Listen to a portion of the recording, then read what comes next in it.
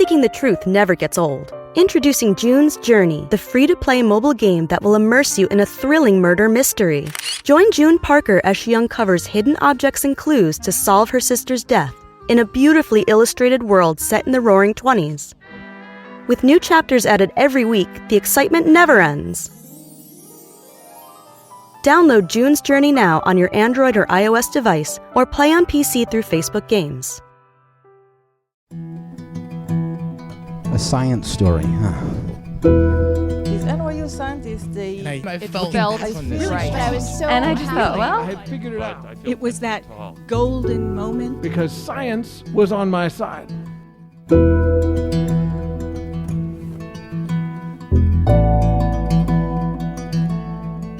Hi, everybody. Welcome to the Story Collider, where we bring you true personal stories about science. I am your host, Erin Barker, and this week we present Story Collider, the college years. It's that time of year again. Just over 20 million students are entering American colleges and universities this school year, and according to a poll by 17 Magazine and the College Board, STEM-focused majors are the most popular with this year's incoming class. So there could be millions of people out there just starting the experience that will someday be the story they tell at Story Collider. I'm excited for that. Also, a little worried for them. Try not to be too story-worthy, okay, everyone? Today's stories are definitely story-worthy, and I'm excited to share them with you. Our first story is from Kenny Kynes. It was recorded in March 2019 at the Ready Room in St. Louis, Missouri. The theme that night was Moment of Clarity.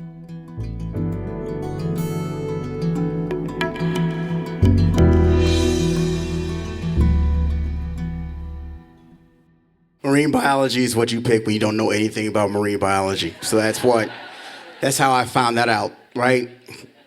Nowhere near water is where I am. So anyway, I should have known something was up, right? Because I was at a seminar. I'm sitting at the seminar. I'm 17 years old. And I should have known something was up because I was there with my dad, and it was a weeknight. And my dad never left the house during the week, right? He worked for General Motors, and he worked from 6 to 2, and he would come home, and he'd be asleep by 3 p.m. And he was done. But we were sitting at this seminar, and there was nothing but this line of, this was the early 90s, so you don't really know how old the dude was. I think they were middle-aged, but they could have been between 23 and like 70. I don't know, right? They're just wearing like, the shirts you get at like Target back then off mannequins, and it was just like several degrees of taupe, you know. They look like drywall is what they look like. But I'm sitting there and I'm looking at my dad, and my dad has nothing but like hope and like love in his eyes, because he really likes this. And at this point, I don't know what's going on until they start talking about the University of Missouri-Rolla. And I'm thinking to myself, oh my God, my dad wants me to go to engineering school. And that's not compatible with how I know education works, right? Because a little bit about me, when I went to high school, I always associated education with fear, right? Because my dad grew up in Mississippi in the 1930s and 1940s, and he came up to Missouri as part of the Great Migration, right? He came here after his mom came up here. And so education was also always very important to him. And but it wasn't very important to me. And in fact, in my placement exams in high school, we had to fill out the Scantron while we took this test. And on this Scantron, I just made a Jesus fish. And that's a true story, right? Which makes sense because it was a Jesuit high school, so it's like, who loves more about God and education than I do? Evidently they don't, because they are putting a bunch of remedial classes. So that was my high school career, right? And my dad, God bless him, he didn't go to high school. He didn't graduate from high school. Didn't really get a lot of formal education in his younger years. But then he was always trying to help me with my homework, which he was the last person who should have been trying to help me with my homework. Just imagine trying to help somebody learn how to swim, but you also don't know how to swim, right? So it would just turn into these yelling matches. And I remember distinctly one time he tried to help me with my math homework. And we got into a gigantic argument, right? Because he used the phrase, comparing apples to oranges. And I told him, you can compare those two because they're both pieces of fruit. And that ended up with me crying and him yelling at me until he literally just went to sleep, you know? So anyway, I'm at this seminar, fast forward. I have no options, right? I'm not very good at school. I'm not going to get a scholarship. I know a state school is cheap, so what I'll do is I'll just apply for the University of Missouri-Rolla, and that I did.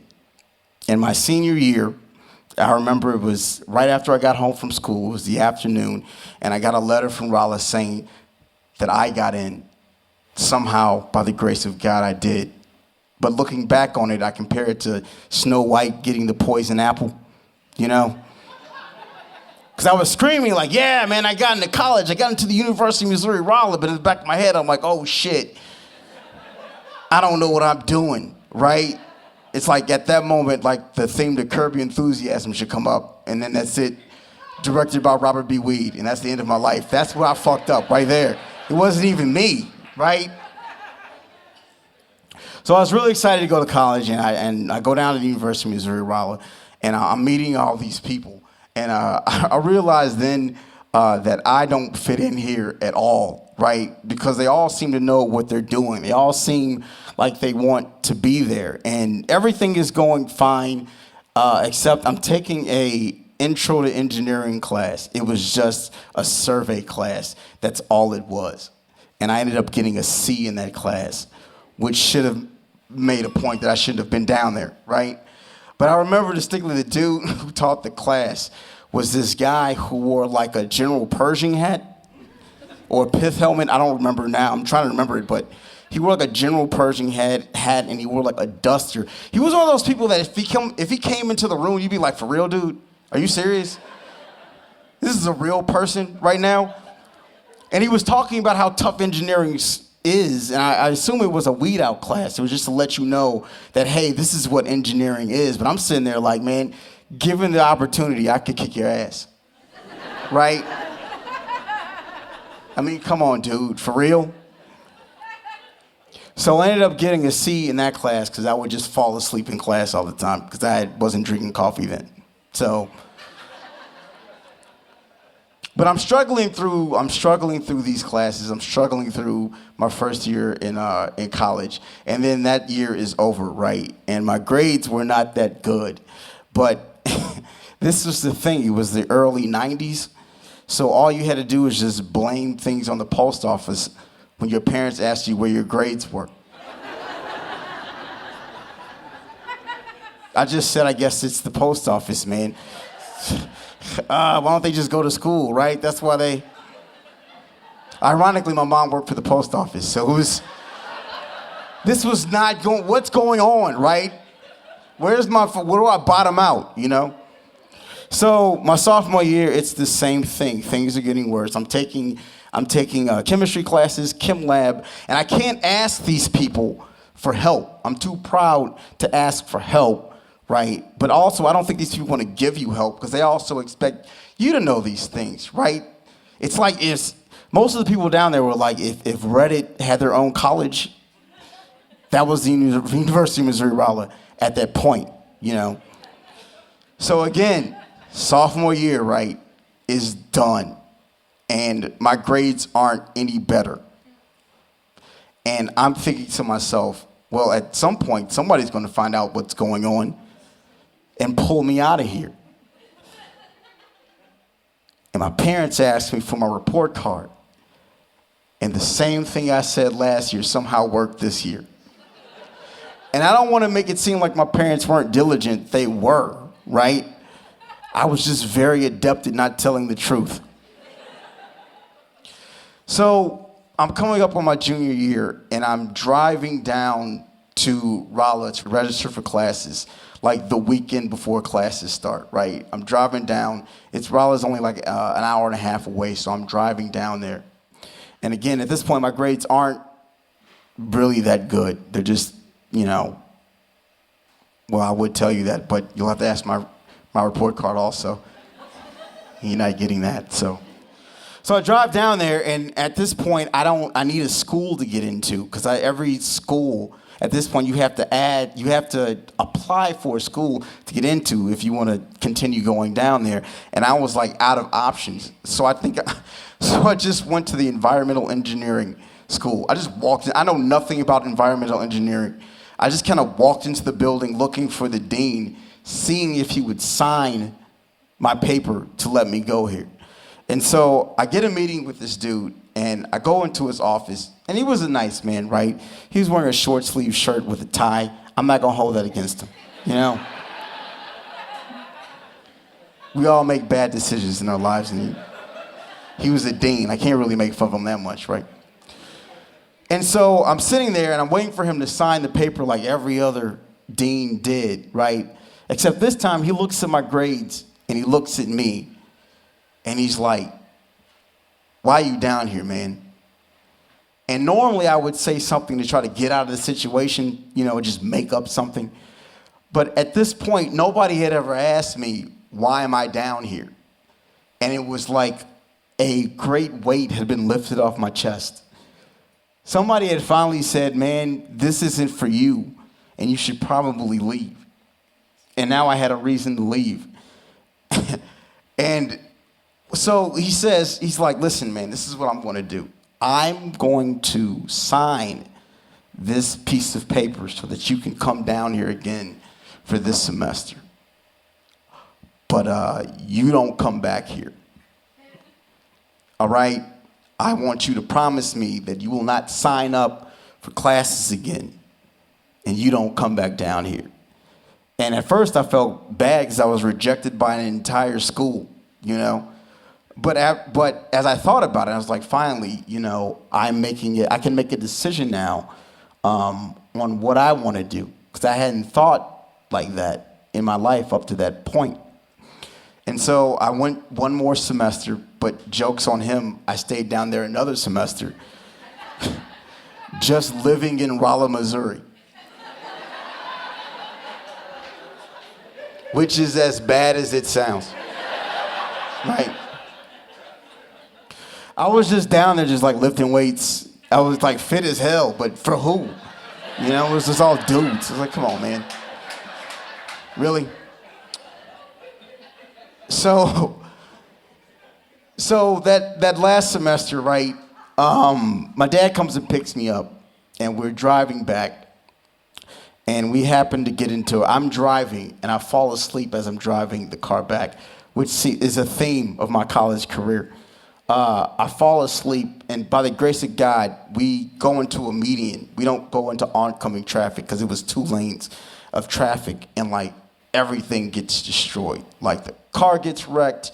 I lose all my stuff, man. It's all over the highway. And when we get home that night, my mom is like, hey, I'm just glad all of you are okay. You could have been killed, but, only thing that happened was the car was wrecked. So I'm just happy that all of you are safe. And I was listening to my mom say that, but in the back of my head, I'm like, this woman's gonna kill me when she finds out I can't go back to college where they've been sending me for 3 years, right? It's a money pit for the most part. And so I finally worked up the courage. This was like later on in the summer, and it was getting to that point. They were like, what are you gonna do? And I finally worked up the courage where I just told my dad, I'm like, listen, I can't go back down there. It's not for me. I'm struggling.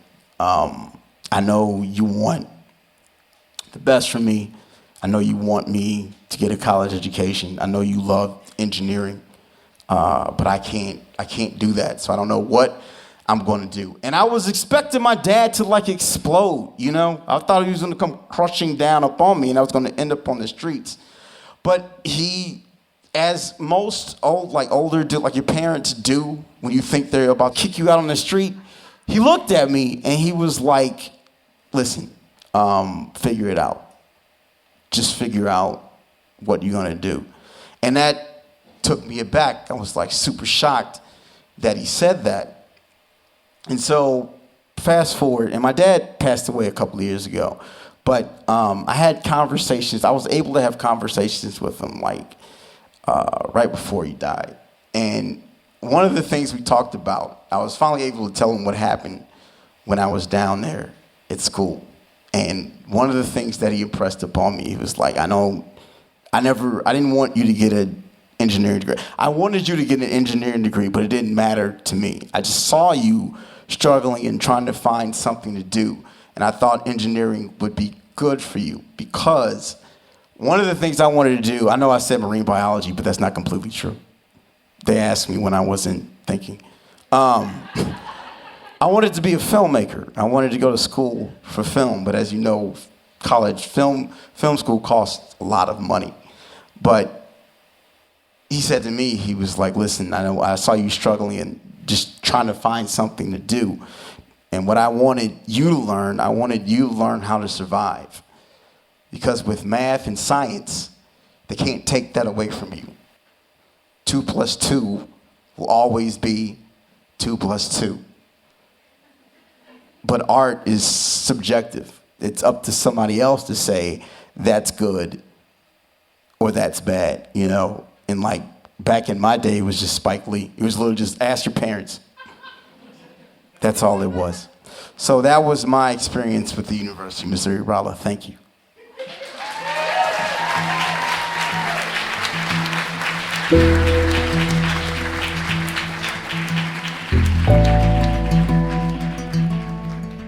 That was Kenny Kynes. Kenny is an application developer and comedian, and yes, those two things pair together nicely. He also co-hosts the monthly storytelling show Sorry Please Continue at the Heavy Anchor in St. Louis. Before we move on to our next story, I want to let everyone know that we have some exciting changes coming to the Story Collider podcast next month. Stay tuned for the big reveal. In the meantime, do you have any questions about Story Collider? Maybe you'd like to know how the show is made, where we find the stories, how do we decide which stories go on the podcast? Maybe you have a question about one of your favorite storytellers. Whatever they may be, send us your questions to contact@storycollider.org. We'll answer them here on the podcast during a special bonus episode we're planning for September. That's contact@storycollider.org. Seeking the truth never gets old. Introducing June's Journey, the free-to-play mobile game that will immerse you in a thrilling murder mystery. Join June Parker as she uncovers hidden objects and clues to solve her sister's death in a beautifully illustrated world set in the Roaring '20s. With new chapters added every week, the excitement never ends. Download June's Journey now on your Android or iOS device or play on PC through Facebook Games. Our next story today is from Brianna Shaughnessy. It was recorded in February 2019 at the Oberon Theater in Boston. The theme that night was Rocky Road.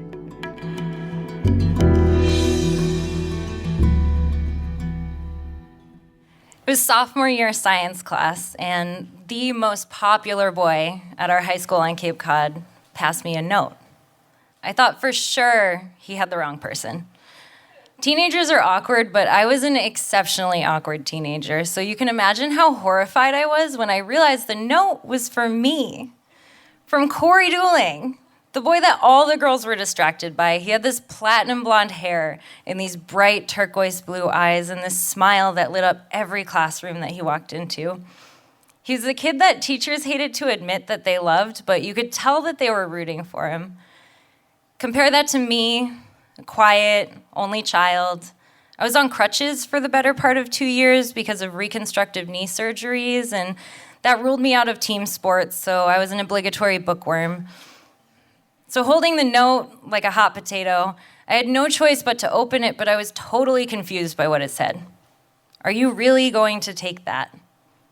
Corey was referring to something that I didn't know that he had seen by my locker when a boy that was asked to carry my book bag while I was on crutches had tossed it down the hallway in this fit of teenage rage, and I had gone hobbling after it on my crutches.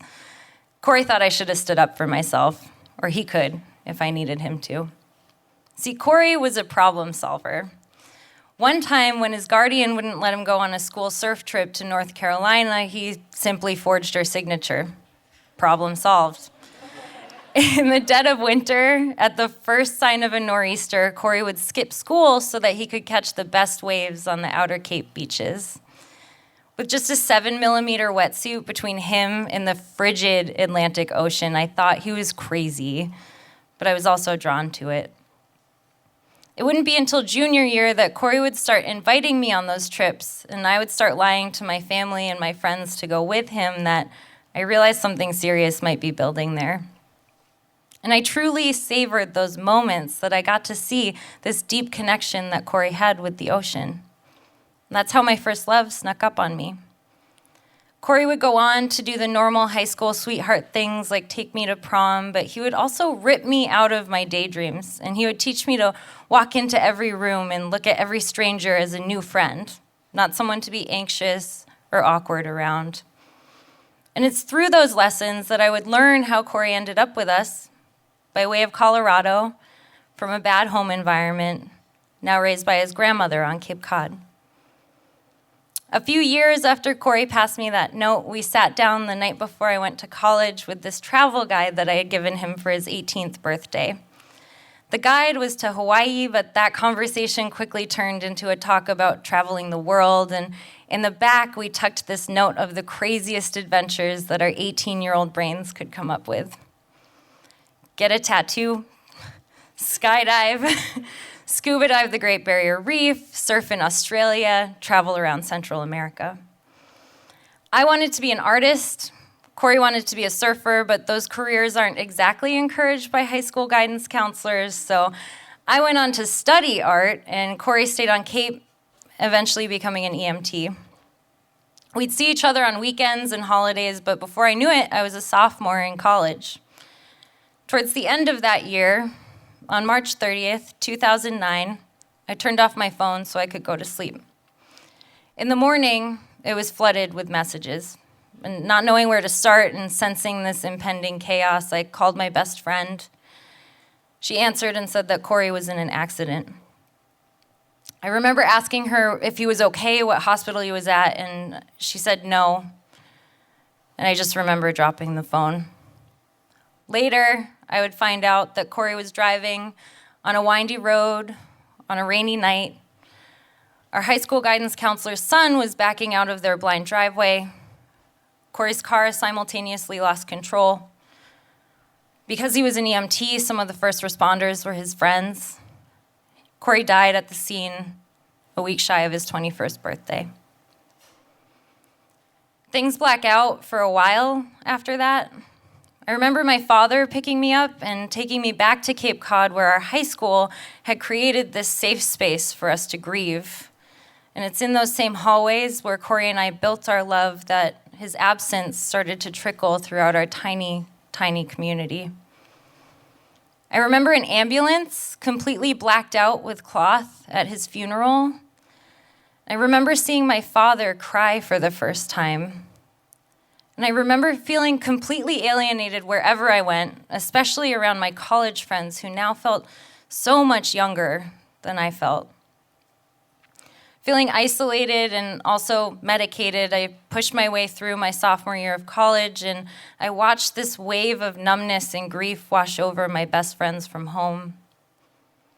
Many of us had taken belongings of Corey's that had sentimental meaning. I found a pack of clove cigarettes and a t-shirt that smelled like him, but someone had the foresight to stash away the travel guide.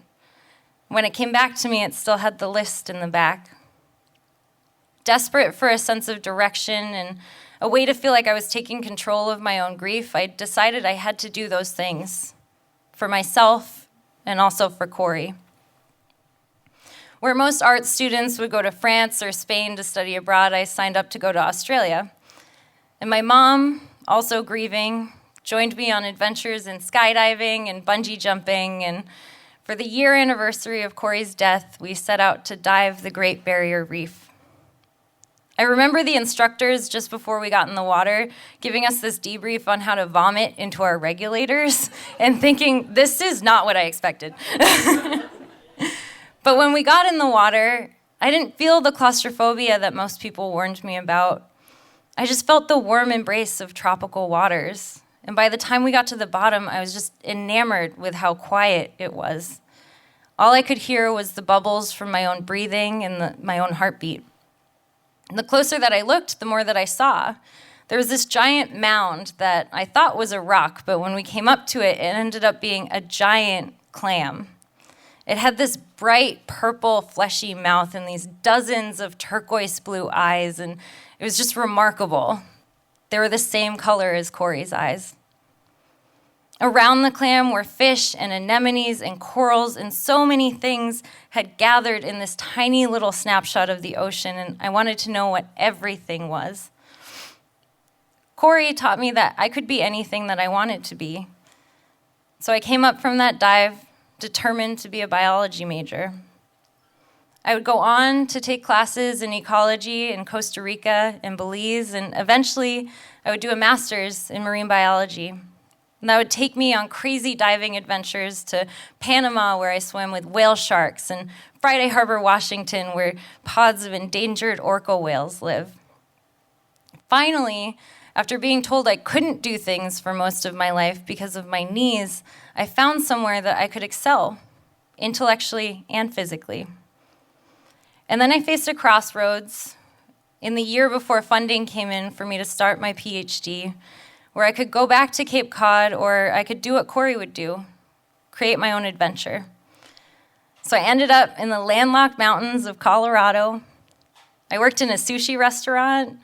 I skied fresh powder. I hiked in the Rockies, and I even met someone. So by the time the buzzer rang for me to come back to Massachusetts, I almost stayed out there. But 8 years after Corey died, 3 weeks before I was meant to drive back to Boston, I stopped at a lit crosswalk for a pedestrian. A 17-year-old on her cell phone rear-ended me going almost 30 miles an hour. Time paused, as it tends to, and the pedestrian and I locked eyes, and he jumped out of the way, and the next thing I knew was this bone-chilling crunch of metal and that rush of adrenaline that your body gives you when it thinks it's gonna die. All at once, I physically experienced the things that I had nightmares about Corey's last moments on this earth. That accident would follow me back to Massachusetts, where I was devastated to realize that diving wasn't the same.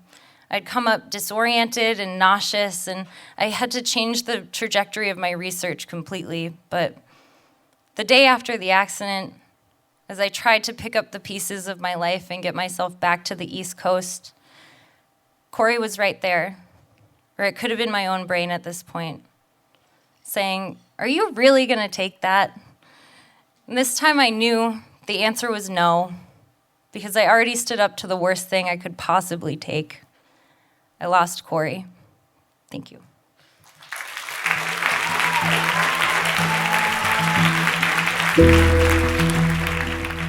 That was Brianna Shaughnessy. Brianna is a PhD student in environmental biology at the University of Massachusetts, Boston.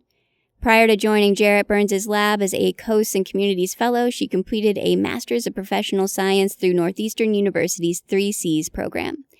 As a native of Cape Cod, an integral part of Brianna's upbringing involved constantly questioning and developing a deep respect for coastal communities.